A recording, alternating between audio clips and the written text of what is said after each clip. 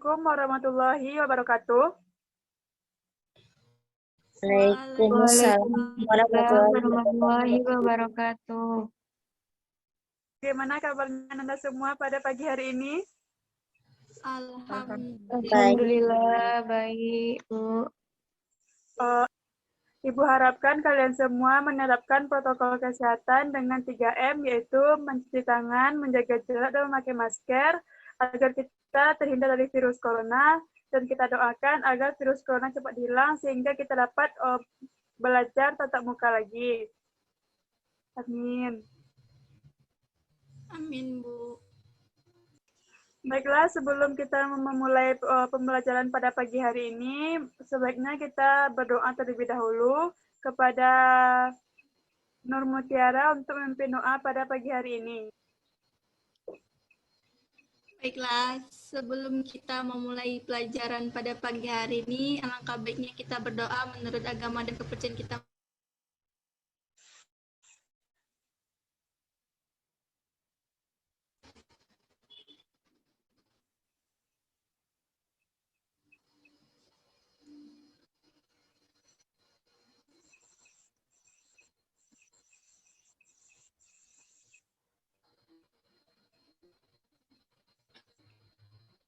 Baiklah, ngambil absen terlebih dahulu ya sebelum kita memulai pembelajaran pada pagi hari ini. Ibu mulai dari Husnul Khatmi Nur Halim. Hadir, Bu. Yuni Fatma Andini. Hadir, Bu. Nur Mutiara. Hadir, Bu. Anissa Hidayah. Hadir, Bu. Indahul Mawaddah. Hadir, Bu. Lina Rizal Saragi. Hadir, Bu. Rifani Fakri. Hadir. Vidya Kelvina. Hadir, Bu.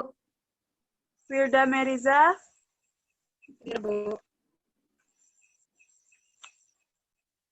Baiklah, sesuai yang telah Ibu bicarakan pada minggu lalu, tema kita pada kali ini yaitu tentang metabolisme. Sebelumnya, apakah sudah Ananda semua baca tentang materi metabolisme? Sudah sedikit, Bu. Sudah sedikit. Baiklah, Nana, sebelum Ibu mulai menjelaskan materi tentang metabolisme, alangkah lebih baiknya anak-anak Ibu semua memperhatikan video ini terlebih dahulu.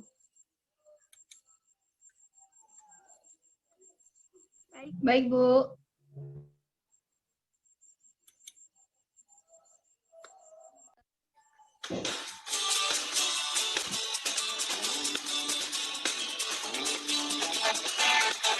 Sebelum lebih jauh mempelajari tentang metabolisme, terlebih dahulu kalian harus memahami tentang enzim. Karena enzim ini berperan sangat penting dalam proses metabolisme, baik dalam katabolisme maupun dalam anabolisme. Maka, mari kita simak penjelasan tentang enzim berikut ini. Ilmu yang mempelajari tentang enzim disebut dengan enzimologi. Dan komponen keseluruhan dari enzim disebut dengan holoenzim. Holoenzim tersusun dari dua komponen. Yang pertama disebut dengan apoenzim, dan yang kedua disebut dengan kofaktor. Apoenzim adalah penyusun enzim yang berasal dari protein, sedangkan kofaktor penyusun enzim yang berasal dari non-protein. Dan kofaktor tersusun dari dua macam. Yang pertama ada yang disebut dengan koenzim, dan yang kedua disebut dengan gugus prostetik. Koenzim tersusun dari senyawa organik, sedangkan gugus prostetik tersusun dari senyawa anorganik. Pada enzim terdapat sisi aktif. Sisi aktif adalah tempat berikatan dengan substrat pada saat terjadi reaksi, sedangkan bagian selain dari sisi aktif disebut dengan alosterik. Enzim memiliki beberapa sifat. Yang pertama, karena enzim tersusun dari protein, maka enzim adalah protein. Sedangkan yang kedua, sifat dari enzim yaitu termolabil, artinya dipengaruhi oleh suhu. Sedangkan yang ketiga berperan sebagai biokatalisator atau untuk mempercepat suatu reaksi. Suatu reaksi jika tanpa menggunakan enzim maka membutuhkan waktu yang lama. Tetapi jika suatu reaksi menggunakan enzim maka reaksi tersebut akan berlangsung jauh lebih cepat dibandingkan tanpa enzim. Yang keempat, sifat enzim yaitu spesifik. Artinya enzim hanya bekerja untuk substrat tertentu saja. Yang kelima, bekerja bolak-balik atau reversible. Karena enzim bisa berperan untuk menyusun suatu substrat atau bisa berfungsi untuk memecah suatu substrat. Selanjutnya, enzim tidak ikut bereaksi, karena peranan enzim di sini hanya untuk mempercepat reaksi. Selain itu, enzim juga berfungsi untuk menurunkan energi aktivasi. Untuk memecah suatu substrat, maka memerlukan energi yang disebut dengan energi aktivasi atau energi bebas. Jika suatu reaksi tanpa menggunakan enzim, maka membutuhkan energi yang lebih tinggi dibandingkan dengan reaksi yang menggunakan enzim. Karena jika suatu reaksi yang menggunakan enzim, maka akan menurunkan energi aktivasi. Jadi energi yang digunakan jauh lebih sedikit dibandingkan tanpa enzim. Berdasarkan cara kerjanya, kerja enzim dibedakan menjadi dua macam. Yang pertama ada teori lock and key atau yang disebut dengan teori kunci gembok. Menurut teori lock and key, sisi aktif dari enzim bersifat spesifik dan tidak fleksibel. Maka bentuk enzim dengan bentuk substrat memiliki bentuk yang spesifik sampai menghasilkan produk yang berasal dari substrat. Tetapi bentuk enzim atau enzim tidak ikut bereaksi. Kemudian yang kedua, teori induced fit atau teori kecocokan yang terinduksi. Berbeda dengan teori lock and key, menurut teori induced fit ini, sisi aktif dari enzim bersifat fleksibel. Meskipun bentuk enzim dengan bentuk substrat tidak pas, tetapi enzim akan menyesuaikan bentuknya dengan bentuk substrat, sehingga terjadi reaksi untuk menghasilkan produk yang diinginkan. Kemudian ada faktor yang mempengaruhi terhadap kerja enzim.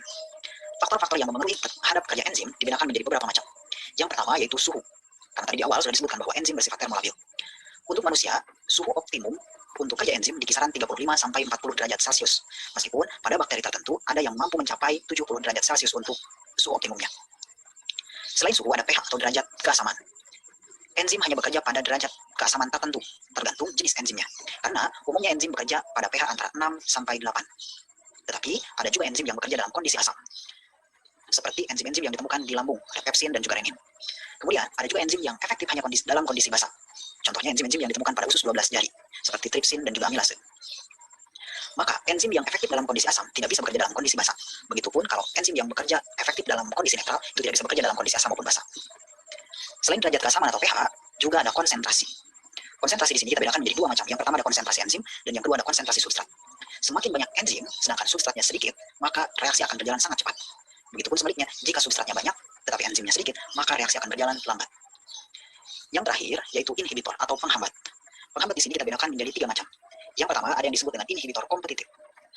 Inhibitor kompetitif akan bersaing dengan substrat untuk menempati sisi aktif dari enzim. Sehingga jika inhibitor sudah menempati sisi aktif enzim, substrat tidak mampu bereaksi dengan enzim. Yang kedua, inhibitor non-kompetitif. Inhibitor non-kompetitif tidak menempati sisi aktif dari enzim, tetapi menempati bagian allosterik dari enzim, sehingga mengubah bentuk dari sisi aktif enzim. Jika sudah berubah, maka substrat tidak bisa bereaksi dengan enzim. Dan yang terakhir disebut dengan inhibitor umpan balik. Nah, inhibitor umpan balik ini sebenarnya berasal dari produk hasil dari reaksi yang menghalangi sisi aktif enzim, sehingga substrat yang akan direaksikan tidak mampu menempati sisi aktif dari enzim, sehingga tidak terjadi reaksi. Nah, itulah yang disebut dengan inhibitor. Itulah penjelasan mengenai struktur enzim, kemudian sifat enzim, cara kerja enzim, dan juga faktor yang mempengaruhi terhadap enzim.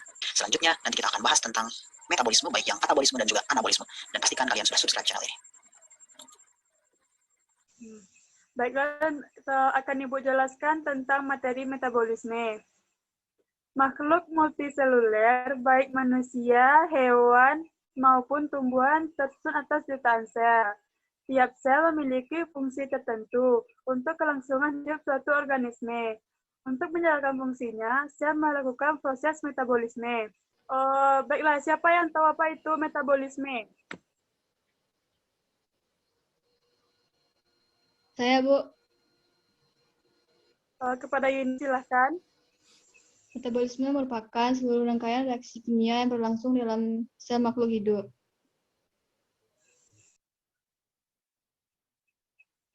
Ya, bagus ini, yaitu metabolisme merupakan seluruh rangkaian reaksi kimia yang berlangsung di dalam sel makhluk hidup. Metabolisme dapat dibagi menjadi dua, yaitu katabolisme dan anabolisme.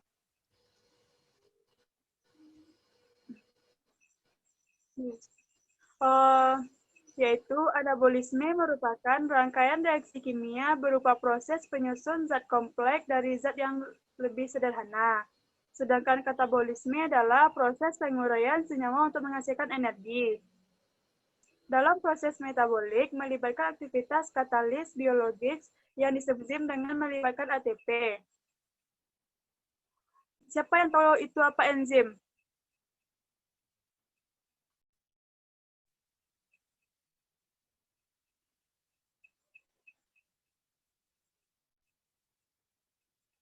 Tidak tahu, Bu. Baiklah, akan Ibu jelaskan. Enzim merupakan senyawa organik yang berfungsi sebagai katalis. Artinya, dapat mempercepat berlangsungnya suatu reaksi kimia, tetapi enzim itu sendiri tidak ikut berubah. Enzim ini memiliki sifat yang khas, artinya hanya mempengaruhi zat tertentu yang disebut dengan substrat. Substrat adalah molekul yang bereaksi dalam suatu reaksi kimia dan molekul yang dihasilkan disebut produk. Misalnya, enzim protease. Substratnya adalah protein dan bentuk reaksi mengubah protein menjadi asam amino. Jadi asam amino disebut dengan produk.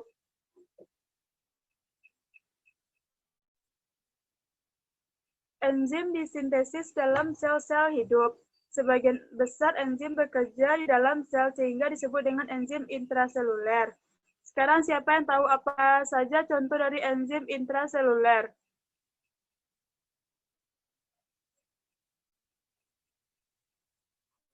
Ada yang tahu contoh dari enzim intraseluler? Tidak, Bu. Nggak tahu, Bu. Jadi, contoh dari enzim intraseluler adalah katalase yang memecah senyawa-senyawa berbahaya seperti hidrogen peroksida pada sel hati. Sedangkan enzim yang dibuat di dalam sel dan melakukan fungsinya di luar sel disebut dengan enzim ekstraseluler. Contoh enzim ekstraseluler adalah enzim-enzim pencernaan, seperti amilase yang memecah amilum menjadi maltosa. Reaksi biokimia dikendalikan oleh enzim, antara lain respirasi dan pertumbuhan. Perkecambahan, kontraksi otot, fotosintesis, fiksasi nitrogen, proses pencernaan, dan lain-lainnya. Sekarang selanjutnya komponen enzim. Siapa yang tahu apa saja yang menyusun komponen enzim?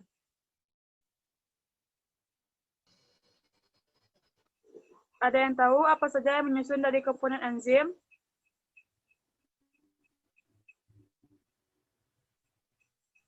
Tidak tahu, Bu. Penyusun utama satu enzim adalah molekul protein yang disebut dengan apoenzim.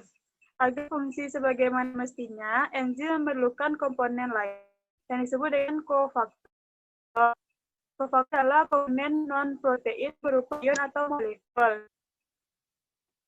Berdasarkan katanya, kofaktor dapat dibagi menjadi 3 kelompok, yaitu gugus proteksi, koenzim, dan ion-ion anorganik. Yang pertama, gugus protektik, merupakan tipe kofaktor yang biasanya terikat kuat pada enzim, berperan memberi kekuatan tambahan terhadap kerja enzim. Contohnya adalah Heme, yaitu molekul berbentuk cincin pipih yang mengandung besi. Heme merupakan gugus protektik sejumlah enzim, antara lain katalase, peroksidase, dan sitokrom oksidase.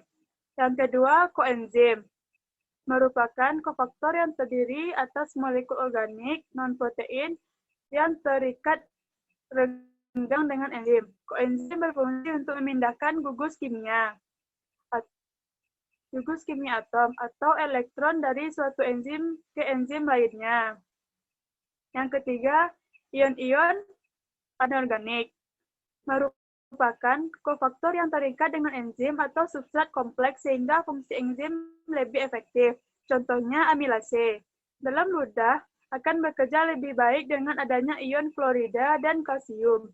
Beberapa kofaktor tidak berubah di akhir reaksi, tetapi kadang-kadang berubah dan terlibat dalam reaksi yang lain. Enzim yang terikat dengan kofaktor disebut dengan haloenzim. Sampai di sana cukup mengerti anak-anak? Mengerti, Bu. Mengerti, Bu.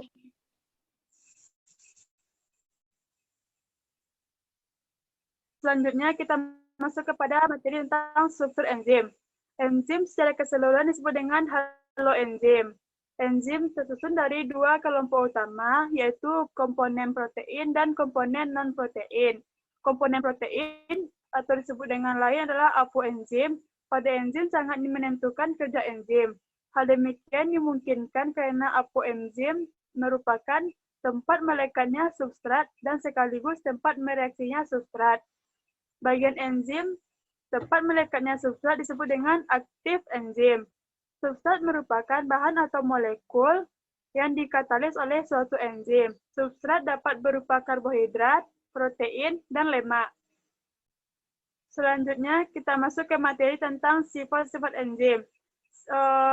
Sebelumnya Ibu mau bertanya, siapa yang mengetahui apa saja itu sifat-sifat dari enzim? Saya, Bu. Kepada Nur Mutiara dipersilahkan. Sifat-sifat enzim yaitu yang pertama, enzim hanya mengubah kecepatan reaksi. Yang kedua, enzim merupakan protein. Yang ketiga, enzim diperlukan dalam jumlah sedikit. Keempat, enzim bekerja secara bolak-balik. Yang kelima, bekerja secara spesifik dan dipengaruhi oleh faktor lingkungan.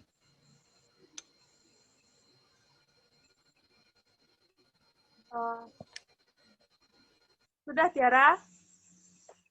Sudah, Bu. Baik, Ibu akan menjelaskan penjelasan dari sifat-sifat yang telah dibacakan oleh Tiara tadi, yaitu sifat-sifat enzim sebagai biokatalisator. Enzim memiliki sifat antara lain yang pertama, enzim hanya mengubah kecepatan reaksi. Artinya, enzim tidak mengubah produk akhir yang dibentuk atau mempengaruhi keseimbangan reaksi, hanya meningkatkan laju suatu reaksi. Sifat kedua dari enzim adalah enzim bekerja secara spesifik, yang artinya di mana enzim hanya mempengaruhi substrat tertentu saja. Yang ketiga, enzim merupakan protein. Oleh karena itu, enzim memiliki sifat seperti protein, antara lain bekerja pada suatu suhu optimum, umumnya pada suhu kamar. Enzim akan kehilangan aktivitasnya karena pH yang terlalu asam atau basa kuat dan pelarut organik. Selain itu, panas yang terlalu tinggi akan mengubah enzim terdenaturasi sehingga tidak dapat berfungsi sebagaimana mestinya. Sifat enzim yang keempat yaitu enzim diperlukan dalam jumlah sedikit. Sesuai dengan fungsinya sebagai katalisator, enzim diperlukan dalam jumlah sedikit. Yang kelima, enzim bekerja secara bolak-balik. Reaksi-reaksi yang dikendalikan enzim dapat berbalik. Artinya, enzim tidak menentukan arah reaksi tetapi hanya mempercepat laju reaksi sehingga tercapai keseimbangan. Enzim dapat mempengaruhi suatu senyawa menjadi senyawa lainnya, atau sebaliknya, menyusun senyawa-senyawa menjadi senyawa tertentu. Yang keenam, enzim dipengaruhi oleh faktor lingkungan. Faktor-faktor yang mempengaruhi kerja enzim adalah suhu, aktivator atau pengaktif, dan inhibitor atau penghambat. Baiklah, selanjutnya kita akan membahas tentang cara kerja enzim. Siapa yang tahu apa saja itu cara kerja enzim? Ada yang tahu?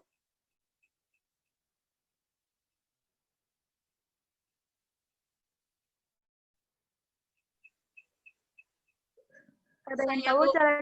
Saya, Bu. Saya tahu, Bu. Ya, Husnul Khatmi, silahkan. Sebelumnya, maaf saya tidak bisa mengaktifkan kameranya, Bu, karena terkendala sinyal. Ya. Menurut pengetahuan saya, cara kerja enzim itu ada dua, Bu. Yang pertama, ada teori gembok dan anak kunci, dan yang kedua teori kecocokan yang terinduksi. Sekian jawaban dari saya, Bu. Ya, betul yang dikatakan oleh Husnul tadi. Cara kerja enzim. Enzim mengkatalis reaksi dengan cara meningkatkan laju reaksi. Enzim meningkatkan laju reaksi dengan cara menurunkan energi aktivitas, energi yang diperlukan untuk reaksi, dari EA1 menjadi EA2. Penurunan energi aktivasi dilakukan dengan membentuk kompleks dengan substrat. Setelah produk dihasilkan, kemudian enzim dilepaskan. Enzim bebas untuk membentuk kompleks baru. Dengan substrat yang lain, enzim memiliki sisi aktif, yaitu bagian enzim yang berfungsi sebagai katalis. Pada sisi ini, terdapat gugus protektik yang diduga berfungsi sebagai zat elektrofilik. sehingga dapat mengkatalis reaksi yang diinginkan. Bentuk sisi aktif sangat spesifik. Perlukan enzim yang spesifik pula. Bentuk yang dapat menjadi substrat bagi enzim. Agar dapat bereaksi, enzim dan substrat harus saling berkomplementer. Cara kerja enzim dapat dijelaskan dengan dua teori yang telah disampaikan oleh Husnu tadi, yaitu yang pertama dengan teori gembok dan anak kunci, dan yang kedua teori kecocokan yang terinduksi. Baiklah, Ibu akan membahas tentang teori gembok dan anak kunci. Enzim dan substrat bergabung secara membentuk kompleks, seperti kunci yang masuk ke dalam gembok. Di dalam kompleks, substrat dapat bereaksi dengan energi aktivasi yang rendah.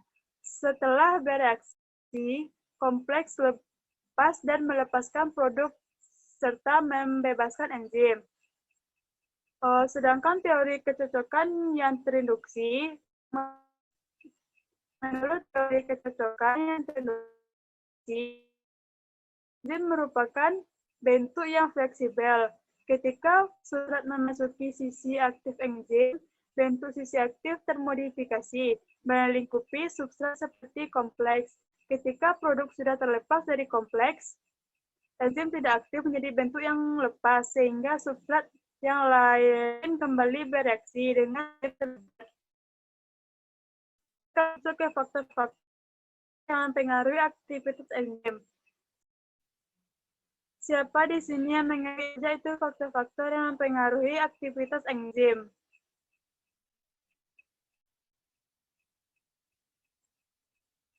Saya tahu beberapa, Bu. Anissa Hidayah akan disebutkan. Suhu, pH, inhibitor. Ya. Itu. Ya, bagus Anissa. Ya. Betul yang dijawab oleh Anissa Hidayah tadi. Faktor-faktor yang mempengaruhi aktivitas enzim itu antara lain yaitu satu, suhu. Tiap kenaikan suhu 10 derajat Celcius, kecepatan reaksi enzim menjadi 2 kali lipat. Hal ini berlaku dalam batas suhu yang wajar. Kenaikan suhu berhubungan dengan meningkatnya energi kinetik dan molekul substrat dan enzim. Pada suhu yang lebih tinggi, kecepatan molekul substrat meningkat, sehingga pada saat bertubrakan dengan enzim, energi molekul substrat berkurang. Hal ini memudahkan molekul substrat terikat pada sisi aktif enzim. Meningkatnya suhu yang ekstrim dapat menyebabkan atom-atom penyusun enzim bergetar sehingga ikatan hidrogen terputus dan enzim terdenaturasi.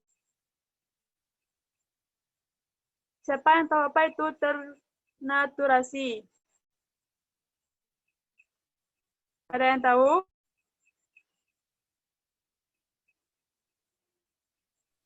Tidak tahu, Bu. Tidak tahu. Jadi, detanurasi itu adalah rubahnya bentuk 3 dimensi enzim dan menyebabkan enzim terlepas dari substratnya.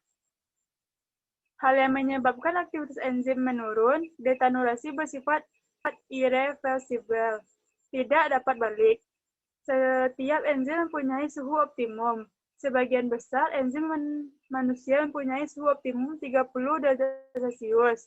Sebagian besar enzim tumbuhan mempunyai suhu optimum 25 derajat Celcius. Yang kedua yaitu pH atau derajat keasaman. Enzim sangat peka terhadap perubahan derajat keasaman dan kebasaan pH lingkungan. Enzim dapat nonaktif bila berada dalam asam atau asam kuat atau basa kuat. Pada umumnya, enzim intrasel bekerja efektif pada kisaran pH 7,0. Jika pH dinaikkan atau diturunkan di luar pH optimumnya, maka aktivitas enzim akan menurun dengan cepat. Tetapi, ada enzim yang memiliki pH optimum sangat asam, seperti pepsin, dan agak basa, seperti amilase. Pepsin memiliki pH optimum sekitar 2 sangat asam, sedangkan amilase memiliki pH optimum sekitar 7,5 atau agak basa. Yang ketiga, inhibitor. Kerja enzim sangat terhalang oleh zat-zat lain. Zat yang dapat menghambat kerja enzim disebut dengan inhibitor. Zat menghambat atau inhibitor dapat menghambat kerja enzim untuk sementara atau secara tetap. Inhibitor enzim dibagi menjadi dua, yaitu inhibitor kompetitif dan inhibitor non-kompetitif. Inhibitor kompetitif adalah molekul penghambat yang bersaing dengan substrat untuk mendapatkan sisi aktif enzim. Contohnya, sianida bersaing dengan oksigen untuk mendapatkan hemoglobin dalam rantai respirasi terakhir. Penghambatan inhibitor kompetitif bersifat sementara dan dapat diatasi dengan cara menambah kompetensi substrat. Yang kedua, inhibitor non-kompetitif. Inhibitor non-kompetitif adalah molekul penghambat enzim yang bekerja dengan cara melekatkan diri pada luar sisi aktif enzim, sehingga bentuk enzim berubah dan sisi aktif enzim tidak dapat berfungsi. Hal ini menyebabkan substrat tidak dapat masuk ke sisi aktif enzim. Penghambat inhibitor non-kompetitif bersifat tetap dan tidak dapat dipengaruhi oleh konsentrasi substrat. Selain inhibitor, terdapat juga yang mempengaruhi kerja enzim. Aktivator merupakan molekul yang mempermudah enzim berikatan dengan substratnya. Contohnya ion klorida dan yang berperan dalam aktivitas amilase dalam ludah. Untuk minggu ini, Ibu cukupkan materi sampai di sini dulu. Apakah ada yang ingin bertanya? Atau kita lanjutkan saja untuk mengerjakan LKPD?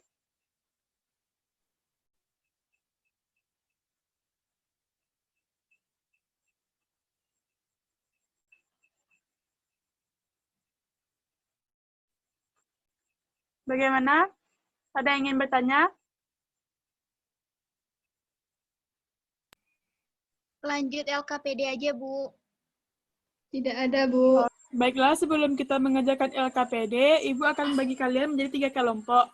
Yang dimana kelompok pertama adalah Wilda Meriza, Husnul Khatmi, dan Nur Mutiara.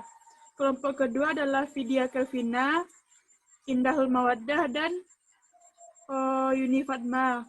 Kelompok ketiga adalah Anissa Hidayah, Lena Rista Saragi, dan Rifani Fakri. Baiklah, Ibu akan memberi kalian waktu selama 20 menit untuk mengerjakan LKPD.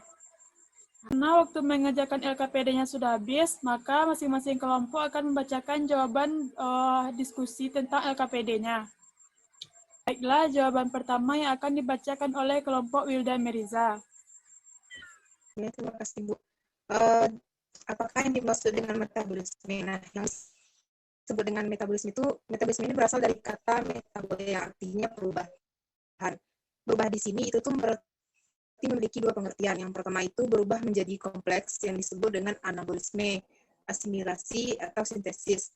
Nah, yang kedua itu adalah berubah menjadi lebih sederhana atau yang biasa disebut dengan katabolisme atau disimilasi. Dengan demikian, metabolisme meliputi 2 macam reaksi, yaitu reaksi anabolisme dan reaksi katabolisme. Gitu, Bu. Bagus jawaban dari Wilda. Apakah dari Ananda semua mempunyai jawaban lain? Atau yang bertentangan dengan jawaban Wilda?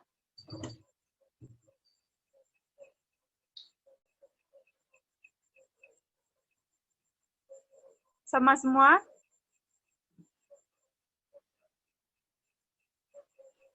Ya, Bu, APB sama, Bu. Selanjutnya kita masuk ke soal nomor 2. Siapa yang dapat menjawab soal nomor 2?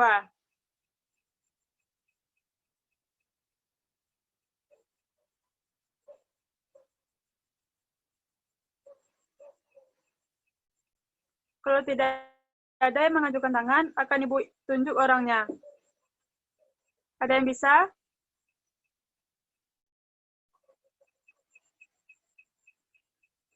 Kepada Vidya, silakan bacakan jawaban nomor 2. Iya, Bu. Jawaban pertanyaan nomor 2, yaitu pertanyaannya komponen apa saja yang terkait dengan proses metabolisme. jawaban dari pertanyaan itu saya dapatkan yaitu yang pertama enzim, yang kedua adenosin trifosfat atau ATP, dan yang ketiga reaksi oksidasi atau reduksi atau redox.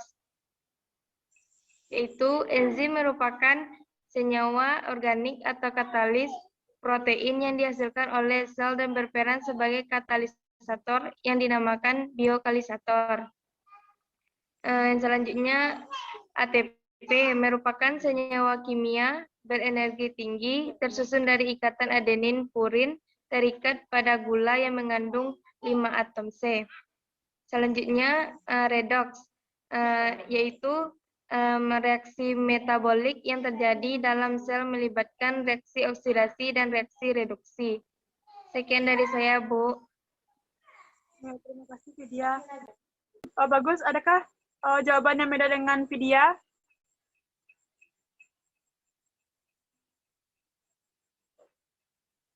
Sama semua jawabannya? Sama, Bu. Sama, Bu. Kita lanjut ke soal nomor 3. Kepada Anissa Hidayah, Ibu minta untuk membacakan jawabannya.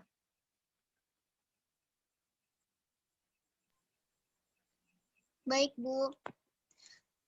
Pertanyaannya, setelah berlari, tubuh akan merasa lelah, nyeri, dan napas yang sulit. Apa yang akan kalian lakukan untuk mengatasi keadaan tersebut? Bagaimana mekanisme yang terjadi dalam tubuh kita? Jawaban yang saya dapati yaitu saat berolahraga, berat tubuh kita mengeluarkan banyak energi. Energi ini ditransfer oleh komponen yang bernama adenosin trifosfat atau ATP yang merupakan hasil dari pernapasan yang melibatkan oksigen. Saat kita memerlukan begitu banyak energi karena olahraga, maka ATP yang merupakan hasil dari pernafasan aerobik akan dideposit ke seluruh otot-otot. Karena itulah, sel-sel lain di tubuh akan kekurangan oksigen dan mengakibatkan kekurangan ATP dan juga energi. Dalam kondisi ini, maka saraf simpatik kita akan mengontrol kontraksi otot-otot pernapasan agar kita mengambil napas lebih banyak untuk memenuhi kebutuhan energi tubuh. Caranya adalah melalui mekanisme terengah-engah. Untuk mencegah atau mengurangi kondisi tersebut, pastikan mengonsumsi air yang cukup sebelum, selama, dan setelah latihan. Hal ini penting untuk mencegah dehidrasi dan mengganti cairan di dalam tubuh yang keluar melalui keringat. Serta mulailah olahraga secara perlahan dan tidak terlalu berlebihan, sehingga memberi waktu bagi paru-paru dan jantung untuk tetap bekerja optimal. Jika napas yang dirasakan semakin sesak serta kelemahan yang cukup parah, sehingga membuat pusing atau seperti ingin pingsan, maka sebaiknya segera hentikan latihan dan beristirahat. Sudah, Bu. Bagus sekali jawaban dari Anissa Hidayah. Selanjutnya kita masuk ke soal nomor 4 yang akan dibacakan oleh Lena. Kepada Lena, Ibu minta untuk membacakan jawabannya. Belum selesai, Bu.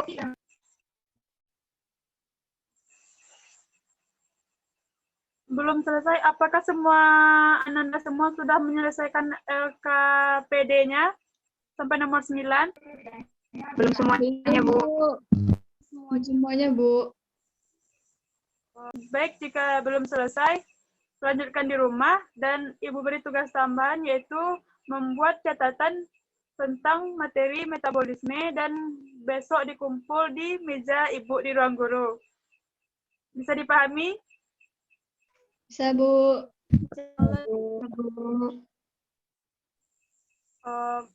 Baiklah, mungkin sampai di sini jam pelajaran kita.